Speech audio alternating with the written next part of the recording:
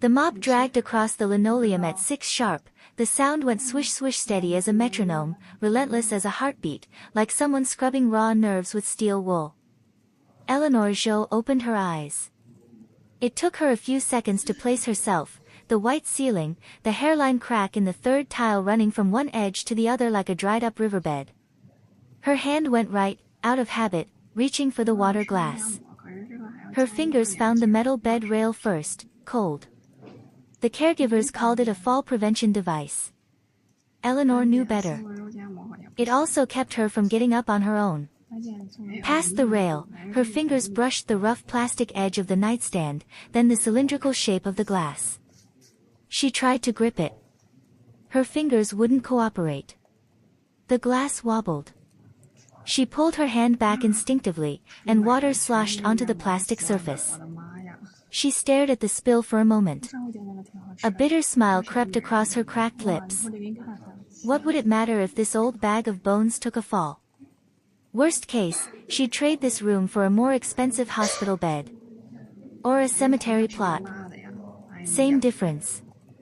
Outside, San Francisco's November sky hung gray and low. The city was just waking up. Traffic murmured from the direction of the Golden Gate Bridge, a dull, distant sound, like tides pulling back in slow waves. This was Golden Gardens Senior Living, on the southwestern edge of the city. It was half a San Francisco away from the Pacific Heights house where she'd spent most of her life, and something else too. Something she couldn't name. 3 years. What did the house look like now? Were the windows still open? Had the loquat tree in the backyard borne fruit this autumn? She didn't know why these questions surfaced now. Maybe it was the disinfectant smell in the hallway, too much like a hospital, that made her suddenly, inexplicably afraid that she would never go back. Melissa had brought her here the Friday after Thanksgiving. That day, Melissa wore a cream-colored cashmere coat and fresh curls in her hair, and her face wore that particular smile Eleanor knew too well, the one that said, "I've made up my mind, please don't make this difficult." "Mom, the facilities here are excellent," she'd said, looping her arm through Eleanor's. "Doctors, nurses, yoga classes, book clubs, so much better than staying home alone." Her palm was warm, her voice sweet, but her steps were too fast for someone guiding an elderly woman. Derek walked on the other side, suit and tie, phone wedged between ear and shoulder, conducting business the whole way. "Yeah, I'll chase that payment next week." "Right," the old lady's all settled in now. The way he said old lady, casual, offhand, like he was checking a completed task off his to-do list. Greg followed with the suitcase, nodding along to whatever Melissa said. Jason brought up the rear, glued to his Instagram feed, earbuds dangling from his hoodie. He didn't look up once the entire time. Not a single, "Grandma, I don't want you to go." Eleanor didn't argue that day. She never did. It wasn't in her nature. Her father had taught her, a daughter of the Jo family carries herself with dignity, but she also knows restraint. Dignity is for the world. Restraint is for yourself. So she checked in quietly, handed over her retirement card and her savings passbook to Melissa.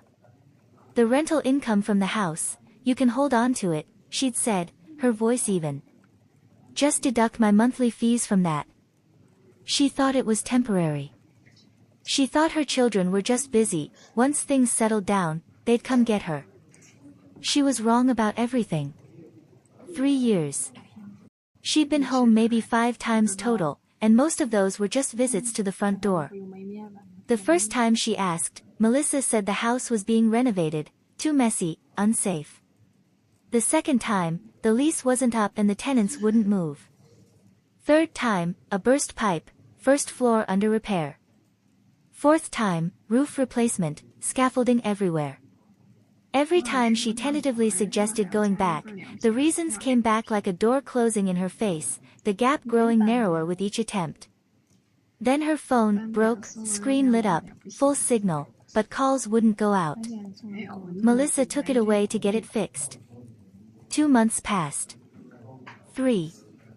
Then Melissa stopped mentioning it altogether. When Eleanor finally asked, Melissa said breezily over the phone, "Mom, you don't really know that many people anyway. Why do you need a phone? The caregivers can handle anything important." Like she was coaxing a child to give up a toy. Margaret, the retired high school history teacher in the next bed, had been here 6 months longer than Eleanor. She had eyes like a hawk and a mind that had soaked up a lifetime of human nature. One afternoon, when the caregivers weren't looking, she leaned in close, her voice barely a whisper. "Eleanor," she said, "your daughter took your phone, didn't she?" Eleanor said nothing, but Margaret read her face perfectly. "I've seen this before. My neighbor Betty, her son did the same thing. First the phone, then the bank cards, then the house. Keep your eyes open." Eleanor shook her head. She didn't believe it. Melissa was her own flesh and blood. She'd held her through a fever at 5 years old, 6 hours in the ER without sleep. She'd pawned her father's jade bangles to pay for Melissa's college tuition. Her daughter wouldn't. That night, she borrowed Margaret's old cell phone and dialed Derek's number. A robotic female voice, "The number you have dialed is no longer in service." Her fingers froze. Her palm went cold and clammy. She tried Melissa next. The call went through, but as soon as Melissa heard her voice, her tone shifted. "Mom? How do you have a phone again?" "I told you, I'm at work." Then the line went dead. A short, sharp busy signal, each beep a needle in her eardrum. She sat there gripping the phone, and a huge, rising tide of dread poured up from her feet, past her knees, past her chest, nearly drowning her. From that day on, she started listening carefully. The TV in the common room was always on, but the real news wasn't on the screen, it was in the loose, scattered chatter of the old folks. Their conversations drifted like a spider's web, but they always circled back to one thing: houses. Houses and children. Children and houses. Two strands twisted together, strangling everyone's twilight years. "Did you hear?" said one old lady with thick reading glasses, knitting needles clicking away. "Pacific Heights, the city's doing some kind of historic district renovation. My niece works in real estate," another woman chimed in, lowering her voice conspiratorially. "She says prices are through the roof. 100-year-old Victorian over there, 6-7 million easy. Prime locations are pushing $10 million. Eleanor's fingers tightened on the armrests of her wheelchair. Pacific Heights. Her house was in Pacific Heights. Number 73 Pacific Avenue. When her father bought it in 1952, the neighborhood wasn't nearly so valuable. Back then, old sedans rolled down the streets, and neighbors sat on their porches on summer evenings, the air sweet with gardenias. Her father's last words before he died: "Eleanor, the house is yours. Don't let anyone take it from you." She'd held his cold hand and said, "I remember, Dad." Now she wondered what exactly she'd remembered. That evening, a caregiver wheeled her into the activity room. Local news scrolled across the TV screen: Pacific Heights Historic District Renovation Project now in public comment phase, covering multiple parcels between Pacific Avenue and Vallejo Street. Pacific Avenue. Number 73 was on Pacific Avenue. She didn't sleep that night. She lay in the dark, staring at the water stain on the ceiling that looked like a cloud, her mind churning. She thought about Melissa's recent visits, restless, distracted, always checking her phone, never staying more than 30 minutes. She thought about Derek, who hadn't shown his face in half a year, always traveling for work when she called, but last month she'd seen his office building on the news, lights blazing, no sign of closure. She thought about Greg's new Rolex the last time he came. She recognized that green box. Limited edition. At least $20,000. One piece after another, they assembled into a picture she didn't want to see but couldn't look away from.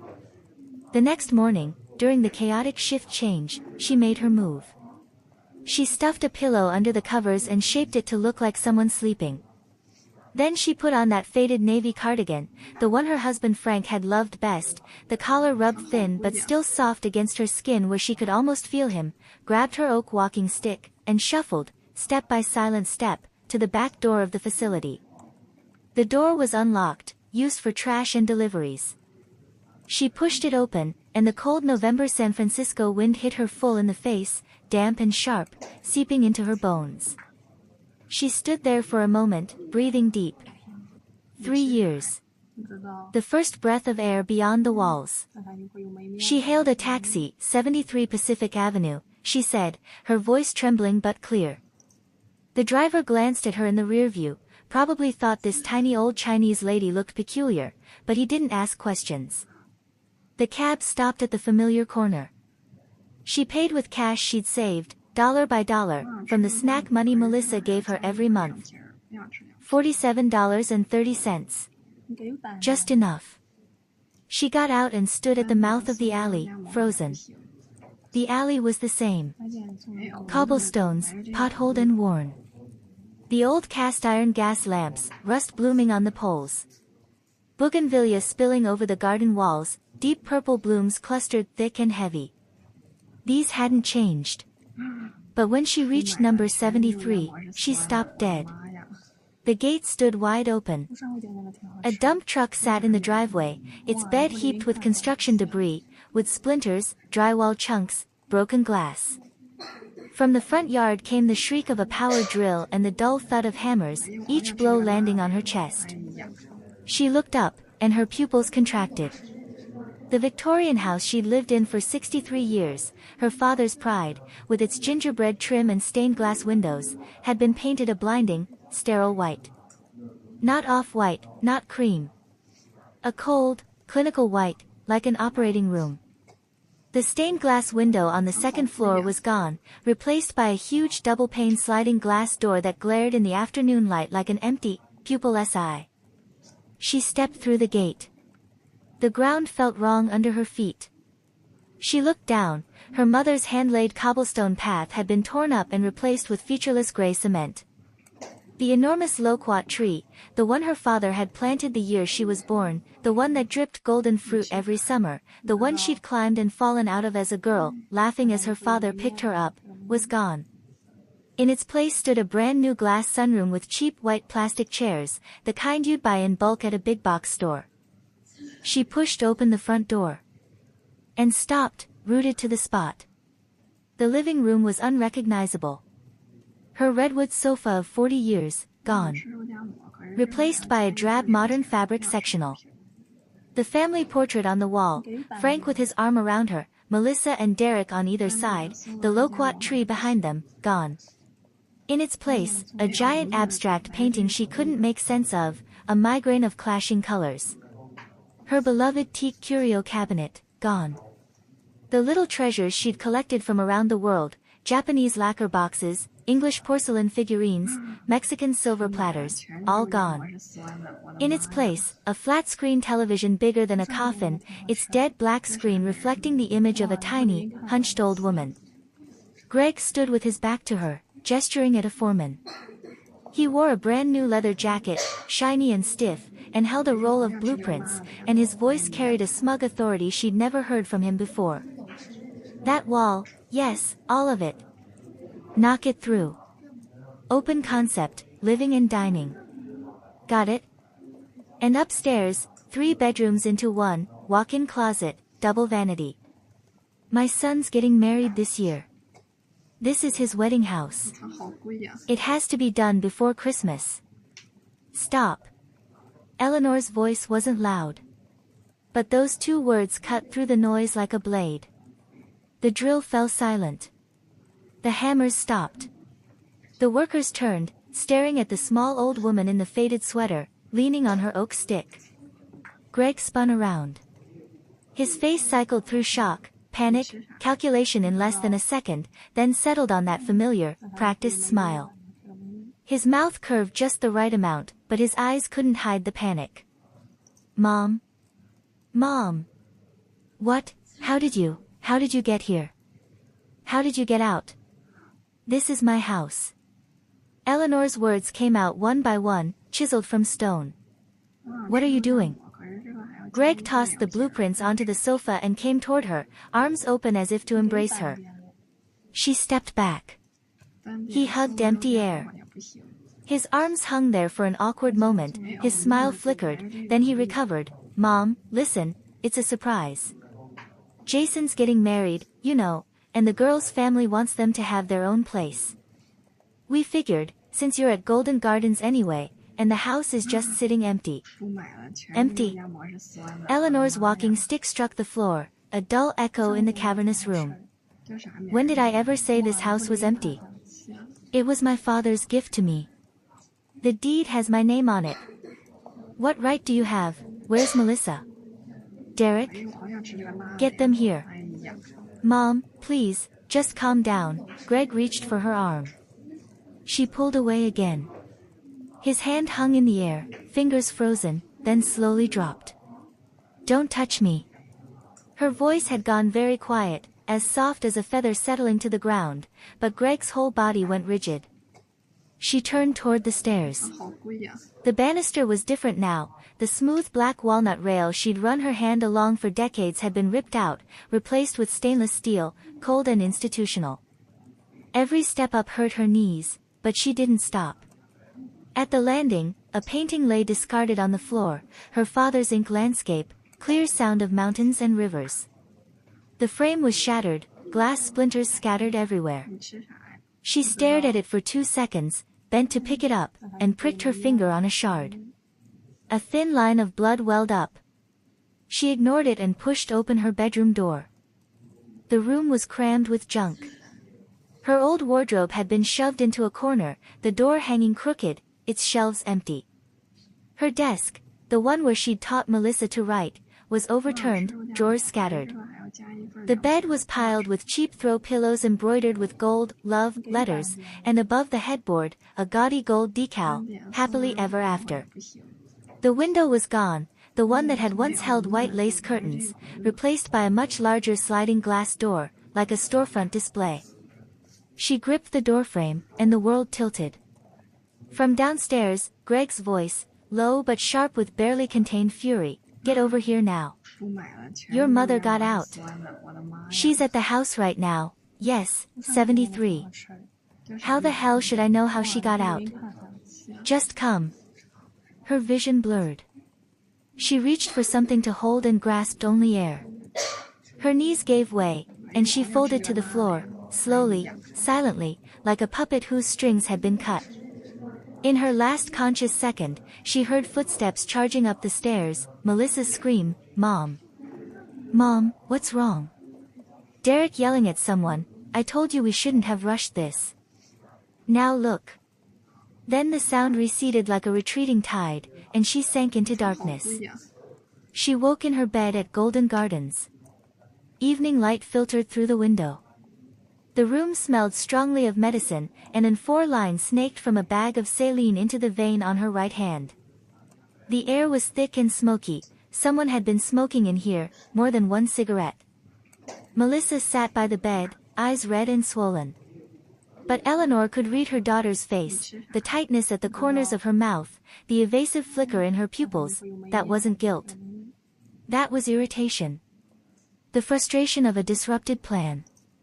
Derek stood by the window, back turned, a cigarette burning down to the filter between his fingers. Ash had gathered on the floor in a small pile. "You're finally awake." Melissa's voice was hoarse, edged with barely suppressed impatience. "The doctor said your blood pressure spiked to 210, your heart showed signs of ischemia, you almost... Why did you have to run off like that? Do you have any idea how scared we were? If something had happened to you, we..." "Melissa." Eleanor's voice was weak, but there was a flicker in it that wouldn't be extinguished. "Are you selling the house on Pacific Avenue?" Melissa's face froze for a fraction of a second. Then she smiled, a smile that looked heavy, like she was trying to lift something too big for her. "Mom, here we go again. I told you, it's just for Jason to live in. You raised that boy. Don't you want just to live in?" Eleanor repeated the words like she was tasting something bitter. "You cut down my loquat tree. You paved over my garden. You threw out my furniture.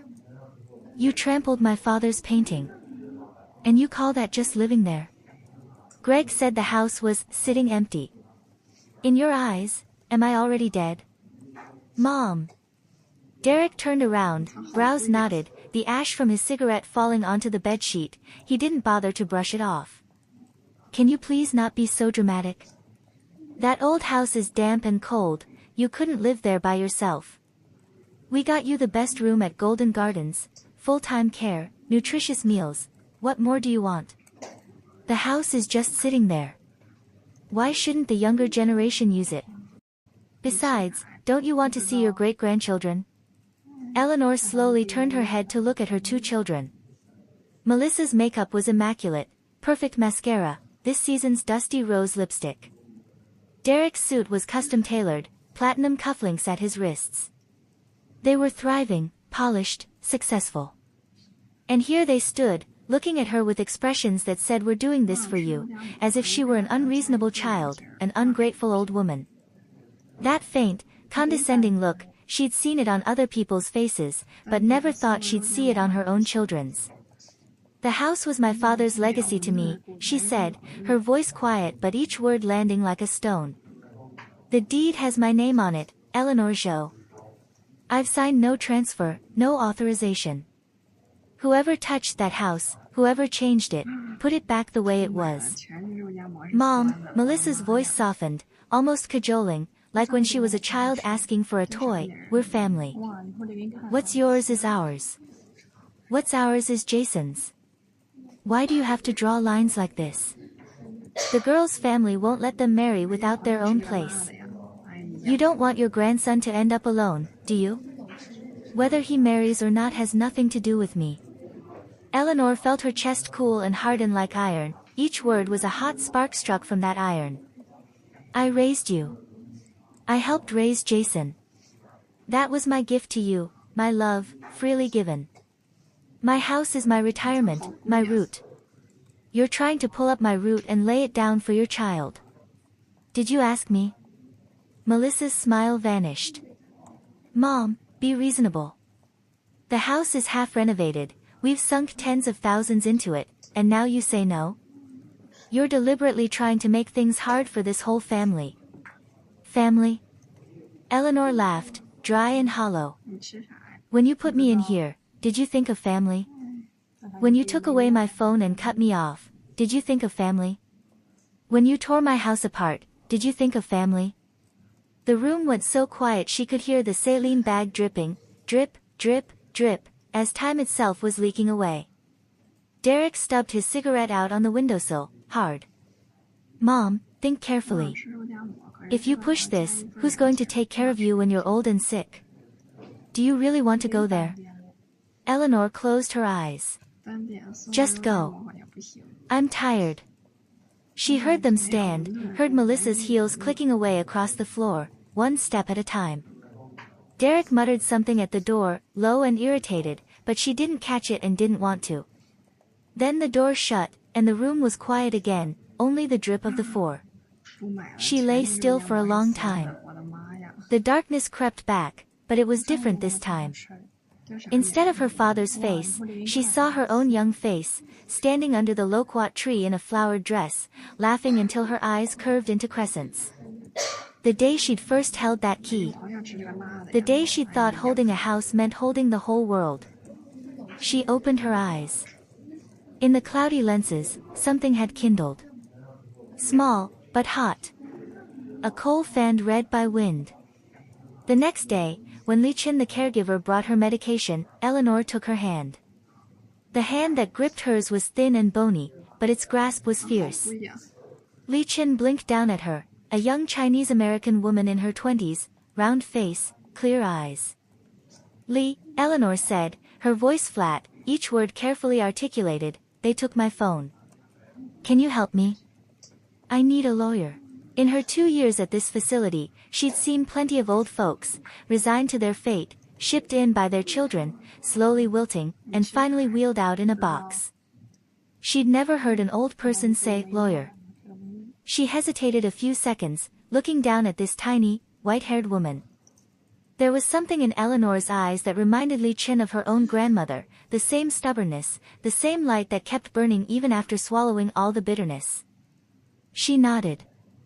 Auntie Zhou, my cousin studied law, he's a paralegal now at a firm. He knows a few things. I'll put you in touch. 3 days later, the cousin came. His name was Mark Chen, 27, black-rimmed glasses, a faded blue button-down, neat as a freshly dusted library book. He sat with Eleanor in the garden on a wrought iron bench beside a fading rose bush, petals scattered on the ground. Eleanor sat in her wheelchair, a plaid blanket over her knees. She told him everything, her voice steady, no tears. She paused only when she reached the part about the loquat tree, just a pause, then she continued. Mark listened without interrupting, taking notes in a spiral notebook with a ballpoint pen, sometimes glancing up at her, his eyes held focus, sympathy, but above all a calm professional assessment. When she finished, he closed the notebook and pushed up his glasses. Auntie Zhou, he said, his voice clear and solid, first, I want to be very clear, legally, you have all the cards. Property ownership is based on the deed. As long as the title is in your name, you have exclusive rights, possession, use, income, disposal. You've signed no transfer or authorization documents, so your daughter and son-in-law's occupancy is unauthorized. Worse, they entered, modified, and damaged your property without your knowledge or consent. That constitutes trespassing and vandalism, potentially even at the criminal level. Eleanor's breathing grew lighter. She clutched the edge of the plaid blanket, knuckles white. What should I do? Step 1, gather evidence. Mark reopened his notebook. We need to prove 3 things. First, you are the sole legal owner. That's easy, you have the deed. Second, they occupied without your consent. Do you have any record of the phone calls where they refused to let you come home over the past 3 years? No. Eleanor's voice was bitter. They took my phone. That's okay. Mark said. We can use circumstantial evidence. You mentioned the facility director is related to your son-in-law. We'll check the financial records. If they've been manipulating your care payments through shady channels, that's proof of fraudulent intent, subjective malice. Very strong evidence. Eleanor reached into her inner pocket and pulled out a cloth bundle wrapped in an old white and blue handkerchief, its pattern long faded from too many washings. She unwrapped it layer by layer, revealing 2 sheets of paper, one yellowed and curled at the edges, her father's signature in faded blue-black ink, dated 1952, the other crisp and laminated, her name printed in bold black type. The deed and the title, the only things she'd never handed over. She placed them in Mark's hands, trembling but steady-eyed. These are my lifeline. Mr. Chen, help me get my home back. Mark took them with care, sliding them into a folder. Step 2, I'll send a formal cease and desist letter from the firm to your daughter's family. It will demand they immediately stop construction, restore the property to its original state, vacate the premises, and warn that we reserve the right to pursue damages. We'll send copies to their home and their workplaces, create formal legal pressure. Step 3, he lowered his voice, if they ignore the letter, we file suit. Illegal occupation, property damage, repossession. It won't be quick, but the law is fully on your side.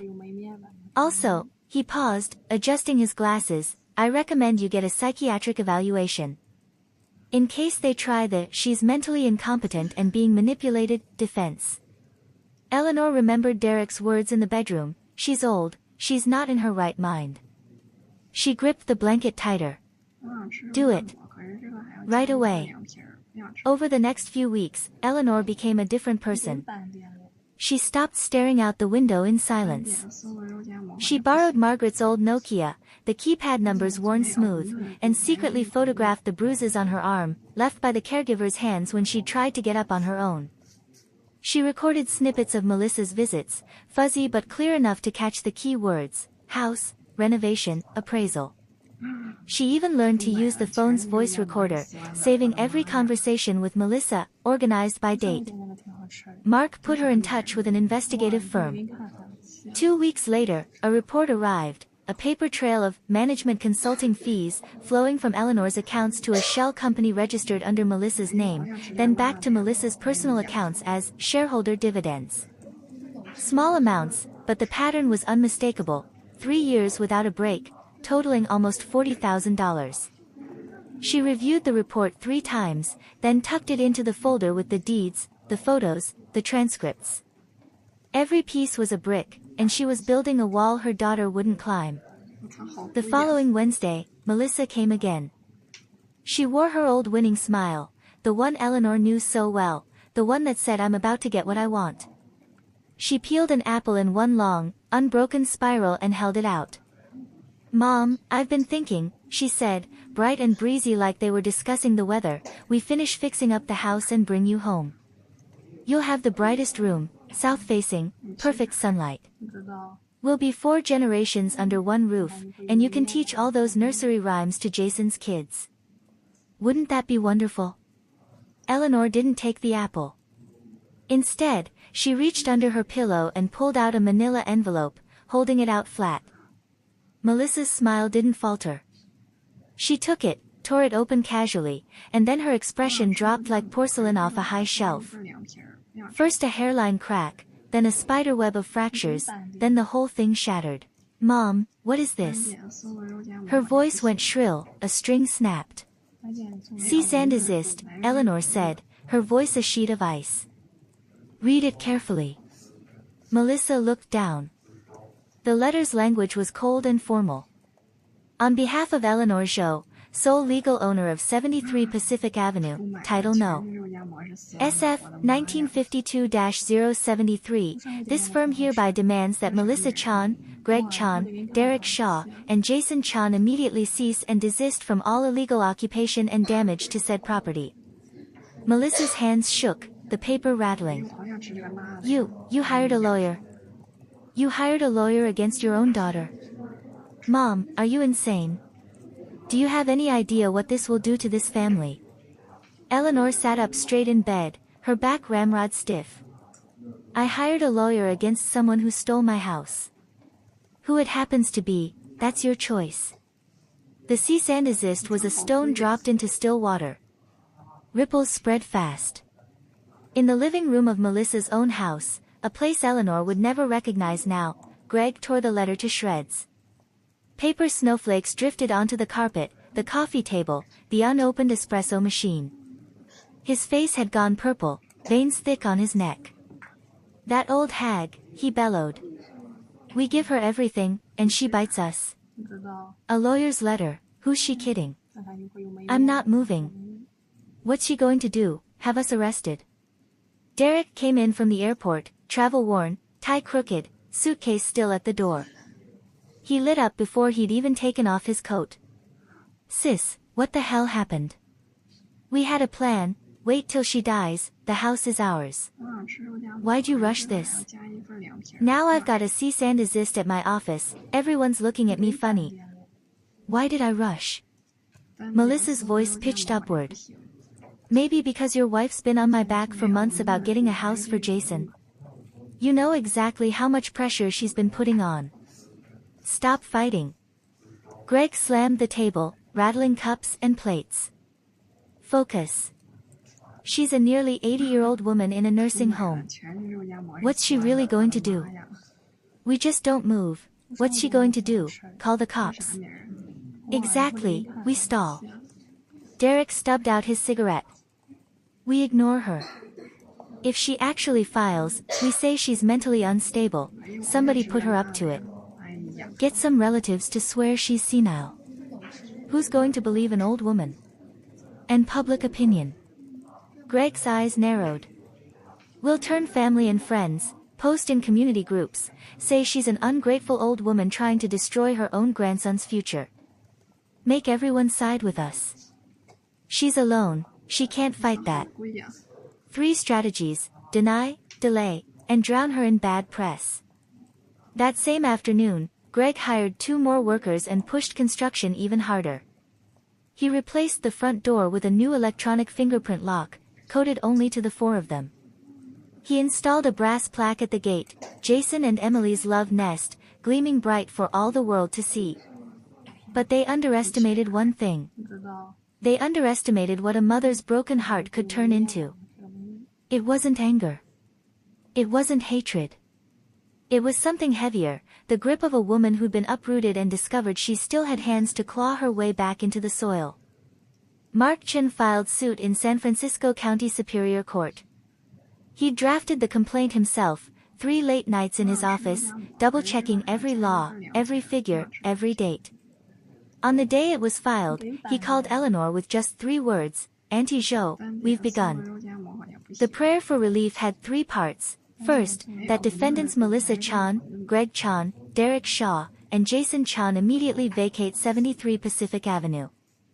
Second, that they restore the property to its original condition and pay damages of $397,000 for unauthorized alterations, based on the independent appraiser's report. Third, that they pay fair market rent for the period of illegal occupancy, from the date of intrusion to actual vacator. To preempt the mental incompetence defense, Mark took Eleanor to UCSF Medical Center for 3 full days of psychiatric evaluation. Day 1, a 3-hour clinical interview. A doctor with gold-rimmed glasses sat across from her, asking question after question, methodical as a scalpel, peeling her open layer by layer. Eleanor answered them all, her father's name, the streets she'd lived on, the date on the 1952 deed, the year Frank died. Day 2, a brain CT and MRI. She lay in the humming machine and recited loquat leads in her head. Day 3, blood work and a battery of standardized cognitive tests, some so simple she almost laughed. The final report stated, Eleanor Zhou, female, age 78, cognition normal, emotional state stable, thought processes clear, full legal capacity. Black type on white paper, signed and stamped. Mark sat in his office for a long time, flipping through those pages. Then he locked them in his safe, alongside the original deed, the title, the forensic accounting report, the transcripts, the photos, all the cards in a deck that would decide the game. Trial day, December 3rd. The morning air was sharp as a blade, with a fine, needle-like mist falling.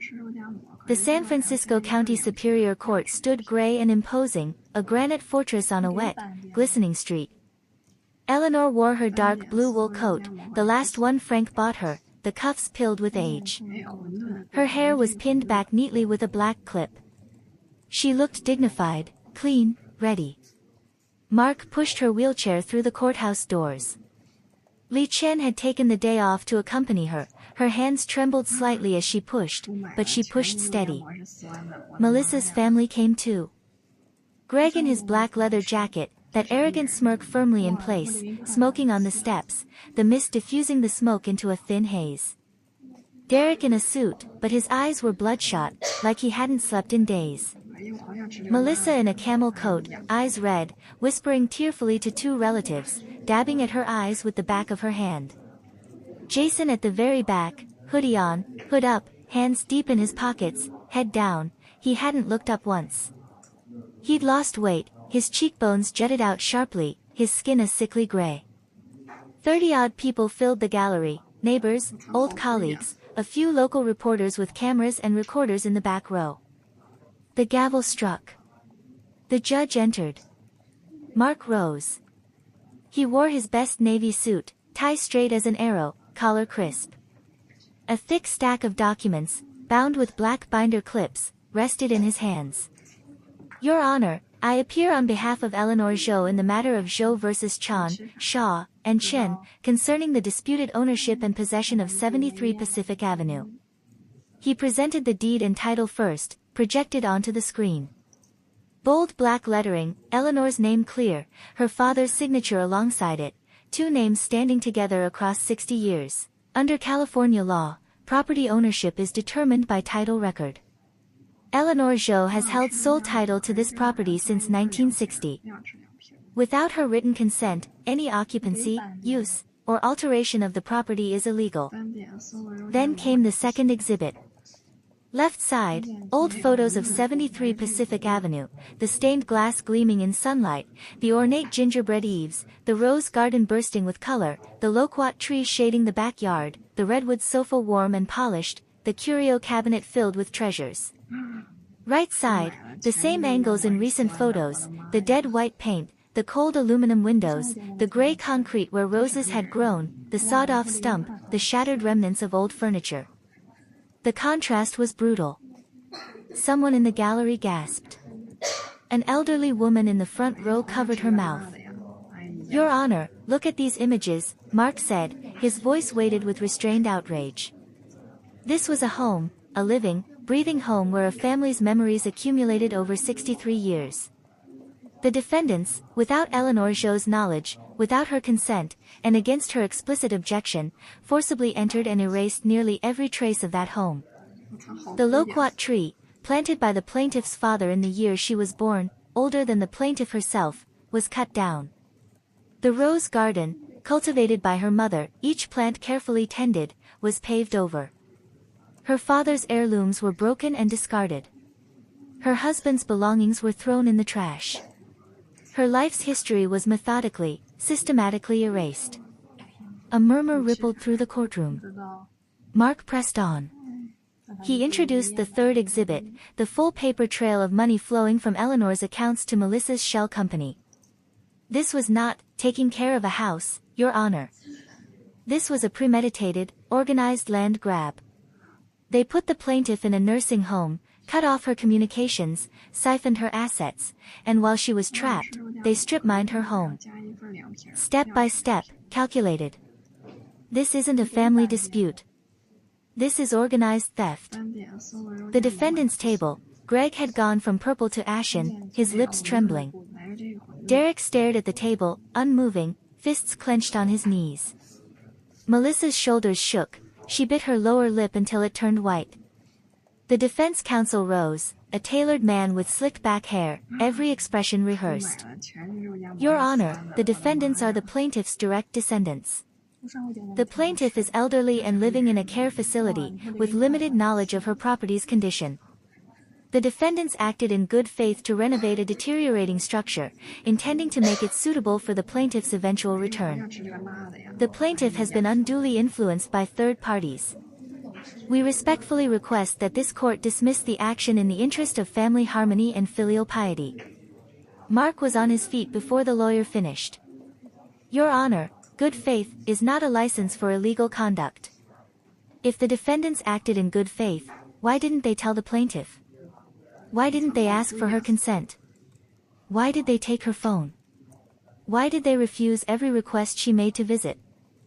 They changed the locks to an electronic lock that only they could open. They locked the owner out of her own home. That's good faith. Objection, inflammatory. The defense counsel's voice rose.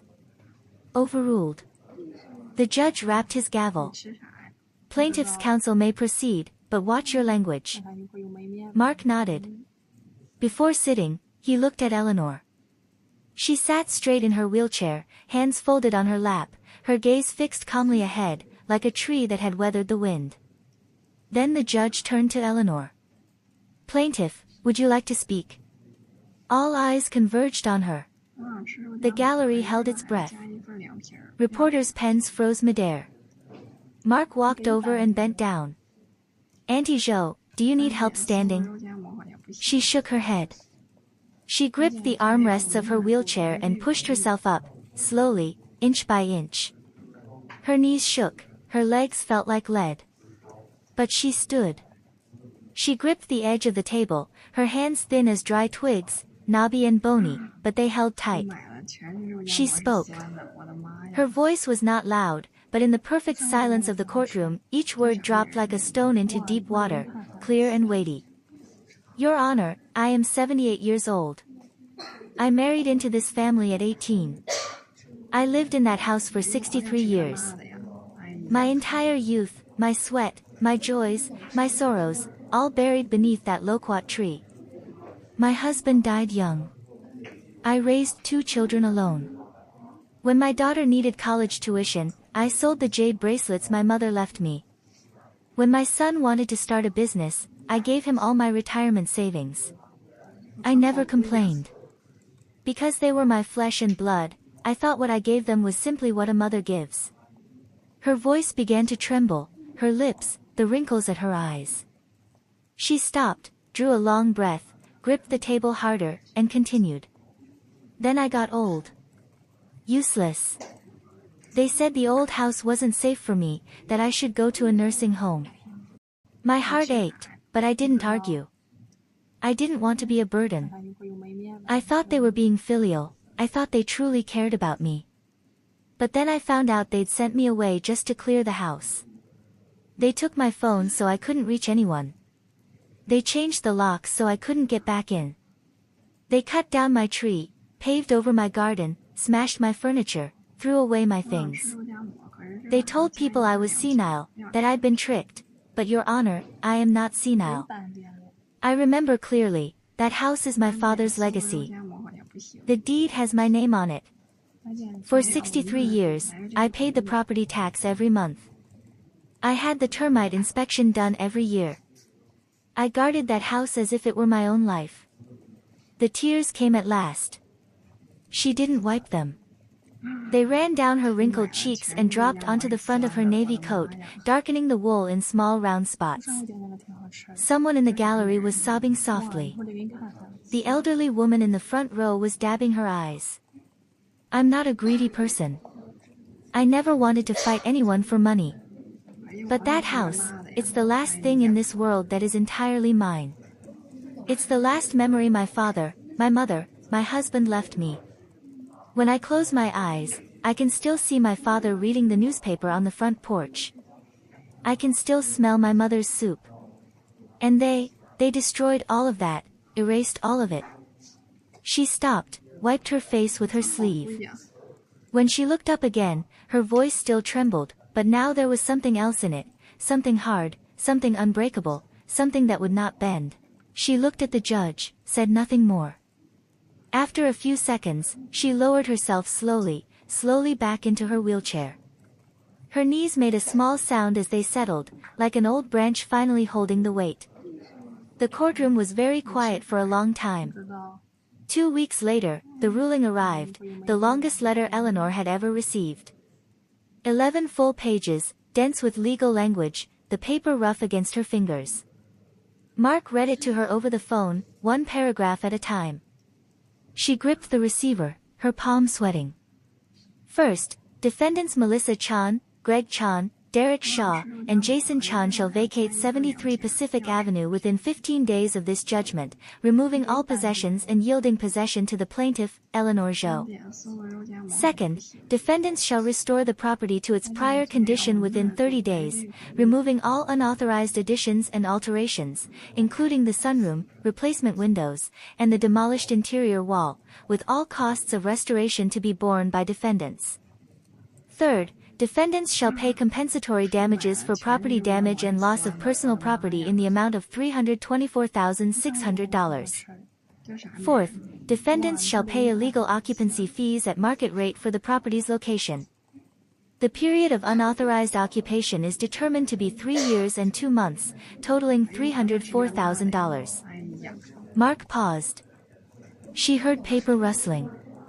Auntie Zhou, just the economic damages alone exceed $620,000. That doesn't include interest or court costs. Fifth, all defendants' defenses are rejected. Sixth, defendants shall bear all court costs. And then the final passage, which Mark read slowly enough for her to hear her own heartbeat between each word. The court holds that while children have a legal and moral duty to support their aging parents, the duty of filial piety does not and cannot include the right to seize parental property. By taking possession of the plaintiff's sole property, without her knowledge, without her consent, and under false pretenses, and by materially altering the property, the defendants committed unlawful occupation and conversion. The plaintiff has full legal capacity and has the right to assert and recover her own lawful property.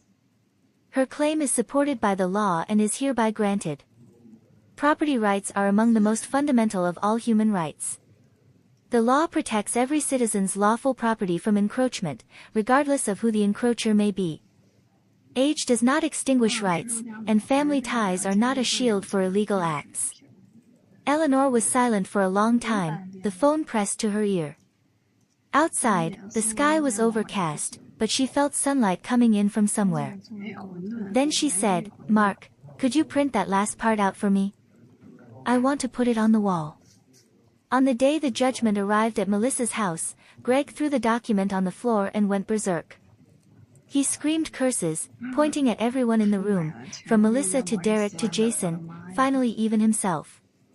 Derek sat on the couch with his head in his hands, stone still. Melissa collapsed to the floor, sobbing until she couldn't breathe, but no one gave her a tissue. Jason locked himself in his room and never came out all day. The 15-day appeal period passed. They did not appeal. Mark had already fired a preemptive shot. He'd sent the ruling's key passages, anonymously, to the San Francisco Chronicle and KTVU. The weekend edition ran a feature story, "Elderly Woman Sues Her Own Children, I Want My House Back." It ran with two photos side by side, Eleanor as a young woman, pigtails, laughing under the loquat tree, and Eleanor in her wheelchair now, hair silver, gaze steady. Public opinion hit the Chanshaw family like a tornado. Relatives who'd been calling Eleanor heartless and ungrateful on the family WeChat group had reversed course overnight. Cousins called Melissa monstrous. Aunts texted, "Too much greed." Even a great-uncle in New York called long distance to say, in a heavy voice, "What you've done to your mother, may heaven strike you down." Melissa's design firm called her in 3 days later. The HR director's tone was gentle but the meaning was clear. "Melissa, we place great importance on professional ethics and public image. This matter, it's not a good look. The board has decided to temporarily relieve you of your management duties." Her salary was halved. She was moved from a windowed office to a windowless cubicle at the end of the hall. Greg's construction company fared even worse. Several high-end clients, all Pacific Heights homeowners with Victorian renovations pending, canceled their contracts, citing a need to reconsider. No one wanted to hand a multi-million-dollar property to a man who'd stolen his mother-in-law's house. In 3 months, not a single new contract came in. Half the office lights were turned off. The staff shrank from 12 to 4. Greg had to sell his company shares at a loss to cover the damages, but the sale barely covered half the shortfall. Derek's business partners pulled their capital overnight. Questionable character was a curse stamping out every project he touched. His 3-year cross-border e-commerce venture collapsed the moment the money dried up. Penalties, supplier bills, severance, his debts were bigger than the amount he owed Eleanor. He tried to find new investors, but everyone turned away after the background check. And Jason got the worst of it. Emily, his fiancée, had exploded at him the day the story broke. Her exact words, "You helped your family steal your grandmother's house. You never told me any of this. You made me feel like I was an accomplice." She'd moved out that same night, her suitcase wheels rattling down the hallway. She left the engagement ring on the kitchen counter with a scrawled note, "Jason, I don't need a man with a house. I need a man who's honest. You aren't." The wedding was cancelled. The deposits were lost. At Jason's office, colleagues gossiped in the break room, voices low but still audible, "Grandma, house, lawsuit." His manager gave him a C on his annual review, with a note, "Needs to strengthen professional ethics and integrity." He quit. Carrying a box of belongings out of the office building that day, no one walked him out.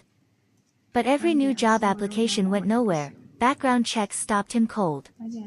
Any reputable company that saw elderly grandparent house theft case on his record tossed his resume straight into the trash.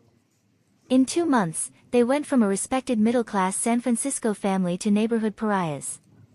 No one answered their calls. No one would do business with them. Even former neighbors crossed the street to avoid them. Finally, they sold the townhouse where they'd lived for 12 years, Melissa and Greg's first home together, with all its family memories, the camellia bush Melissa had planted in the garden herself, to cover the judgment. On moving day, Melissa stood in the empty living room, staring at the nail holes in the wall and the scuffs on the floor, crying so hard she couldn't stand. But no neighbor came to comfort her. She saw Marianne next door glance through the window, then draw the pale blue curtains shut.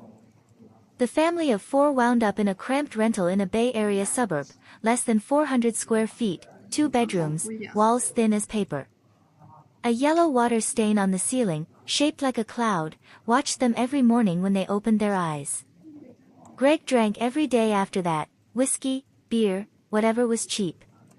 When he got drunk, he threw things, cups, bowls, TV remotes. He called Melissa a disaster, said she'd ruined his life.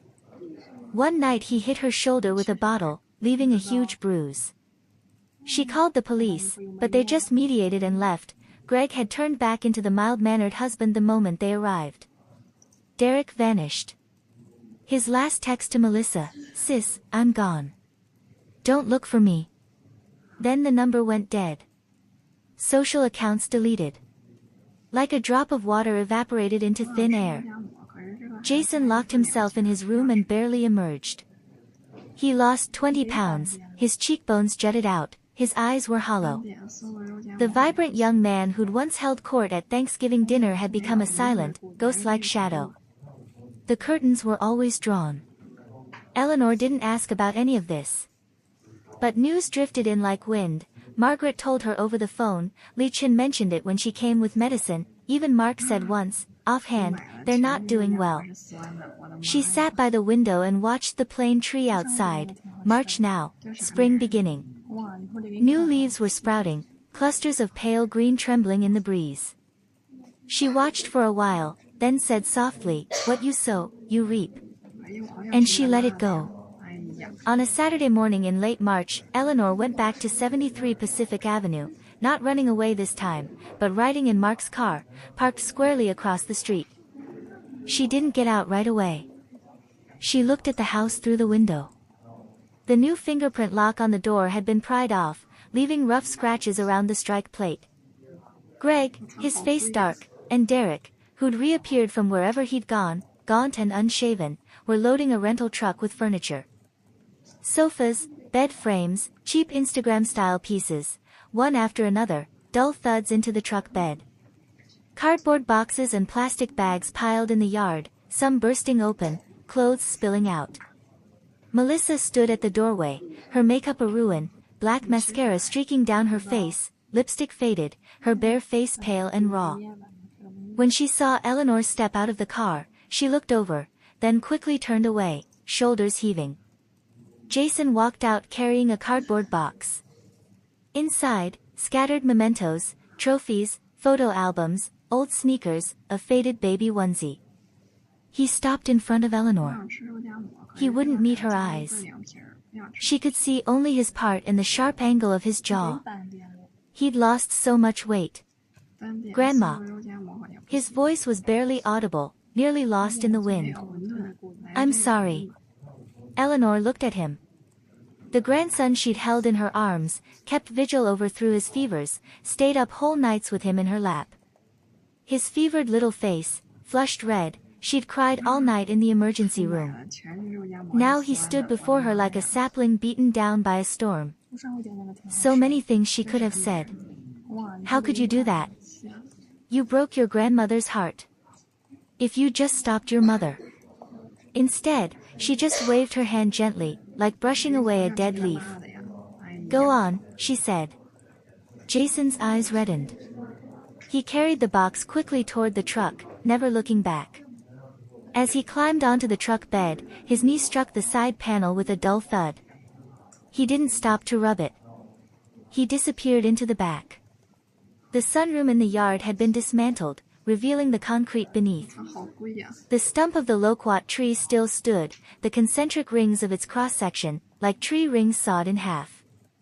But from its edge, several thin shoots had sprouted, bright green, nearly translucent, trembling in the breeze. On the living room wall, the opening Greg had knocked through had been bricked back up, but the new bricks and old bricks didn't quite match. There was a clear seam between them, different colors, different textures, like a wound that would never fully heal. Eleanor stood before that seam for a long moment, reaching out to touch it. The new bricks were rough and cold, so different from the old ones beside them, smoothed by decades of use. Mark stood at the door, not entering. He watched her move slowly through the house, hunched and deliberate, touching things, like someone with a failing memory trying to remember who she was. She touched the window frame, the door frame, there, a small scratch she'd made with a key when Melissa first grew tall enough to reach the windowsill. The scratch was still there, half covered by new paint, but she could still feel its shallow groove. After a while, she straightened up and turned around. She held an old picture frame, her wedding photo with Frank. Two young people in simple white shirts and a flower print dress, smiling stupidly at the camera, eyes bright as if they'd overflow with light. The photo's edges had yellowed, the glass had a long, thin scratch. But their smiles were still there, perfectly intact. She carried the frame to the door and looked at Mark. "Mark," she said, her voice holding something gentle and sweet, like sugar dissolving, "thank you. If it weren't for you, this old bag of bones would never have made it home." Mark shook his head, pushing up his glasses. "Auntie Jo, I didn't do anything. You did this yourself. You never gave up. You never forgot that the key to that door belonged to you." Eleanor looked down at the copper key in her hand. Its teeth had worn smooth over time, it was heavy and warm. Sunlight from the doorway fell on it, making it glow golden, as if it were lit from within. She paused at the threshold and took a deep breath. Across the street, neighbors had come out, watching her in respectful silence. Their faces held something, respect, relief, a whole neighborhood's belated, solemn acknowledgement of an old woman who had won back her place. She slid the key into the lock and turned. Click. The lock opened. She pushed the door, and sunlight poured in like a tide, flooding the living room floor, washing over the newly bricked wall, spilling across her weathered face. In the yard, the loquat stumps' new shoots stretched in the sun, their leaves so tender they were nearly transparent, their veins traced as if by the finest brush in spring. Eleanor stood in the doorway for a long time. A breeze crossed the yard, carrying the smell of damp earth and the distant salt of the bay, stirring the few strands of white hair that had escaped her clip. "This home won't fall," she said softly, to herself, to her father and mother and Frank. "Trees can grow again. Walls can be rebuilt. The roots are still here. I'm still here. It won't fall." She looked up. Sunlight cast her shadow long and thin across the old floor, like punctuation that had finally found its place. 6 months passed. In the yard of 73 Pacific Avenue, a new loquat tree had grown to shoulder height, its leaves deep green and lush, rustling in the early summer breeze.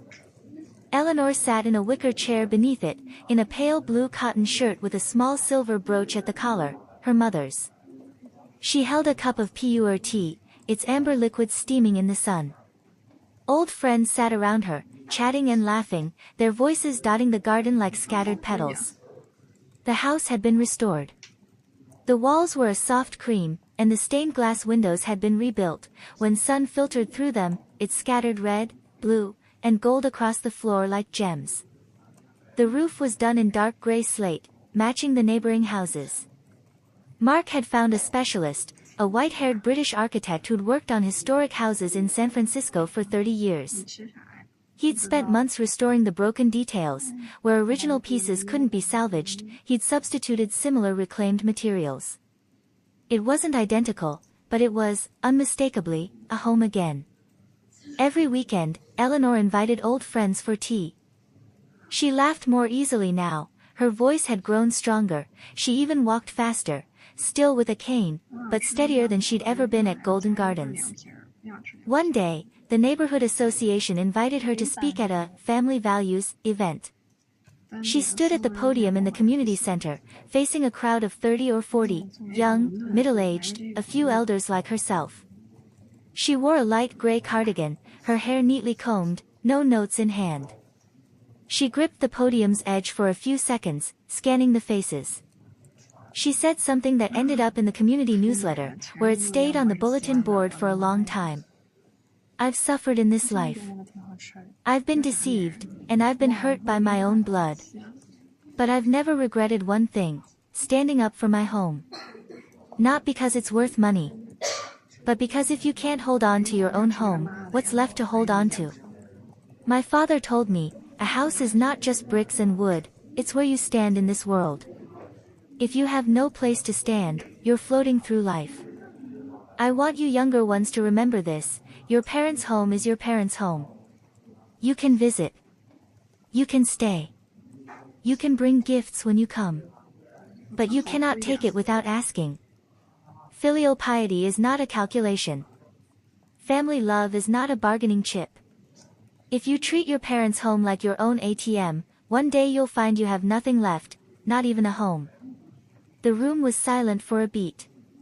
Then the applause came, long and warm. At the door, Li Chen dabbed at her eyes. As Eleanor stepped down, Mark was waiting.